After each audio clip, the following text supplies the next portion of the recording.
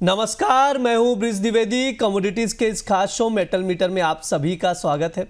आज के कारोबारी दिन की बात की जाए तो मेटल हरे निशान में कारोबार कर रहे हैं।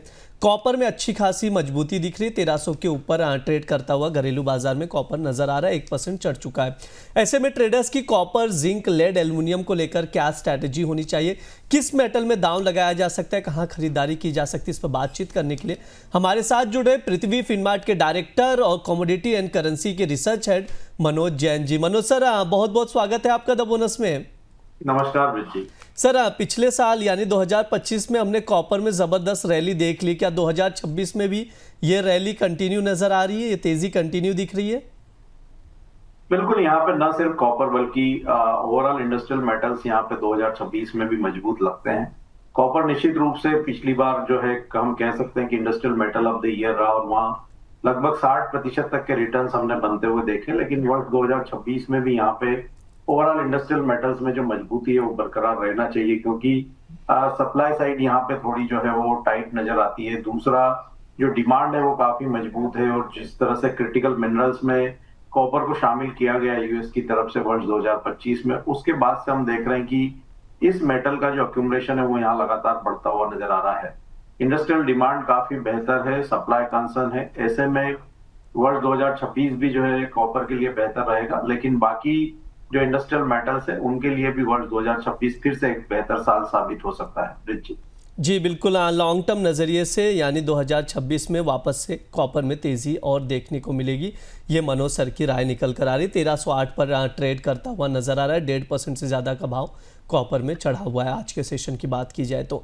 सर, अब ट्रेडर्स को क्या करना चाहिए? कहीं खरीदारी का मौका दिख रहा है क्या कॉपर में? बिल्कुल, यहाँ पे हम देख रहे हैं कि एलएमई में कॉपर की जो कीमतें वो $12,500 प्रति मेट्रिक टन के स्तर के ऊपर बनी हुई है।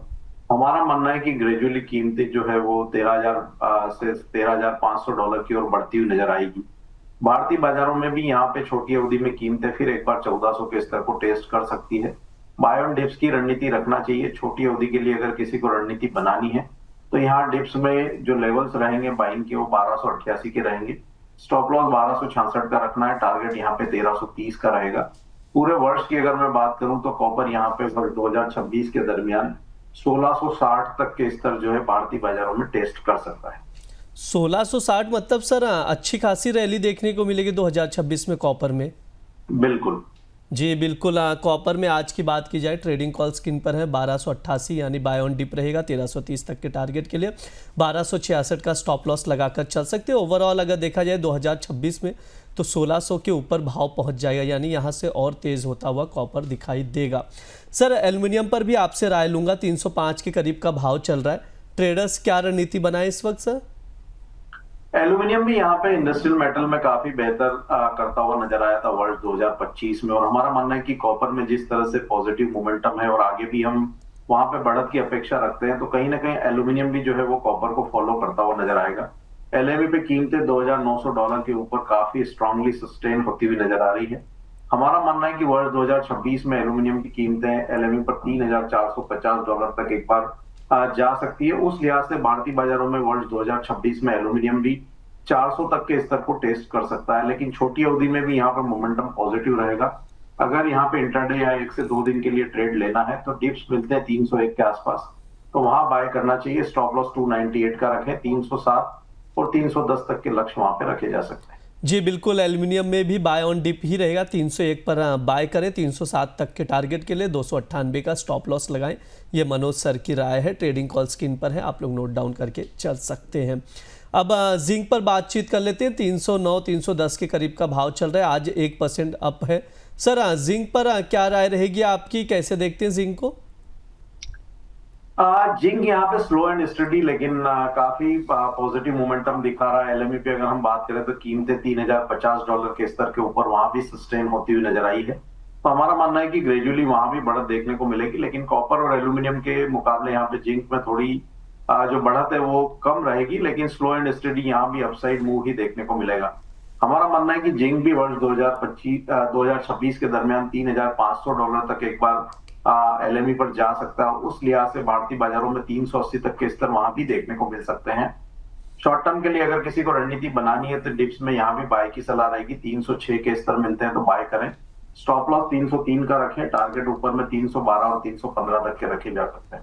जी बिल्कुल, जिंक में भी बाय ऑन डिप ही रहेगा। 306 के करीब अगर मिले तो यहाँ पर लॉन्ग करके चल सकते हैं। 312 तक के टारगेट के लिए 303 का स्टॉप लॉस लगाकर चल सकते हैं। सर लेड की बात की जाए तो एक दायरे में है, 183 पर ट्रेड कर रहा है, 4-5 रुपये की ही मूवमेंट होती है। लेकिन निकल में बात करें पिछले 5-6 सेशन में तो अच्छी खासी तेज़ी हमने देख ली है। 1600 के भी करीब भाव गया था, अभी 1580 के करीब नज़र आ रहा है। सर निकल और लेड पर क्या व्यू रहेंगे आपके? लेड यहाँ पर रेंज बाउंड ही रह सकता है। जो रेंज है वो 181 से 186-87 की रेंज जो है वो बनी रह सकती है भारतीय बाजारों में। जहां तक निकल का सवाल है तो हमने वहां पे काफी अच्छे रिटर्न्स जो है बनते हुए देखे थे वर्ष 2025 में। LME की अगर मैं बात करूं तो यहाँ पे $16,600 निकल के लिए एक मजबूत रेजिस्टेंस बना हुआ है।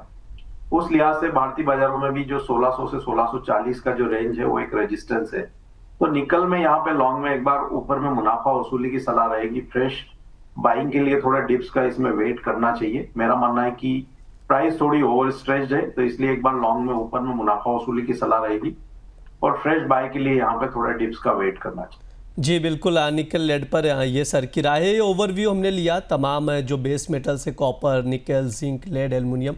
सर ने सब पर राय दी है, कुछ ट्रेडिंग कॉस्ट दिए हैं, कुछ लॉन्ग टर्म व्यू दिए हैं जिन पर आप लोग नज़र बनाकर चल सकते हैं। सर समय हो चुका है, डिस्क्लेमर दे दीजिए सर आपकी ओर से।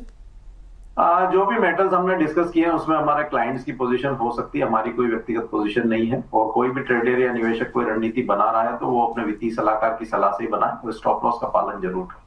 जी सर, बहुत बहुत शुक्रिया सर आज की चर्चा में जुड़ने के लिए। ये हमारा मेटल मीटर शो है। इस दौरान तमाम बेस मेटल्स पर बातचीत की जाती है, फंडामेंटल्स बताए जाते हैं। अगर कोशिश भी की जाती है आप लोग अपने सवाल पूछे कमेंट बॉक्स में। जो हमारे अलग अलग शोज़ होते हैं उस दौरान एक्सपर्ट से राय लेने की कोशिश की जाएगी। साथ ही आप लोगों को बता दें द बोनस एक वेबिनार का आयोजन करने जा रहा है जिसमें आप लोग हिस्सा ले सकते हैं। शेयर बाजार में मल्टीबैगर शेयर कैसे खोजें, शेयर को खोजने की तकनीक क्या है, किस तकनीक से एक्सपर्ट्स बेहतर रिटर्न वाले शेयर खोजते हैं, आप भी वो तकनीक जान सकते हैं। आप भी मल्टीबैगर शेयर चुनने के एक्सपर्ट बन सकते हैं। इसके लिए आपको कुछ नहीं करना है, शनिवार के दिन द बोनस के स्पेशल वेबिनार में जुड़ना है। मार्केट एक्सपर्ट रचित खंडेलवाल आपको मल्टीबैगर शेयर चुनने की तकनीक समझाएंगे। इस वेबिनार में जुड़ने के लिए आपको स्क्रीन पर दिए गए QR कोड को स्कैन करना है। तो देर मत करिए, 10 जनवरी शनिवार को जुड़िए, इस वेबिनार में हिस्सा लीजिए। साथ ही आप लोगों को बता दें द बोनस की टीम लगातार रिसर्च बेस्ड एक्सक्लूसिव और प्रीमियम कंटेंट प्राइम मेंबर्स के लिए लेकर आ रही है। तो आप लोग भी प्राइम मेंबरशिप लीजिए, द बोनस का एक्सक्लूसिव कंटेंट का एक्सेस पाइए। फिलहाल के लिए इस शो में इतना ही। आप लोग बने रहिए द बोनस के साथ। धन्यवाद।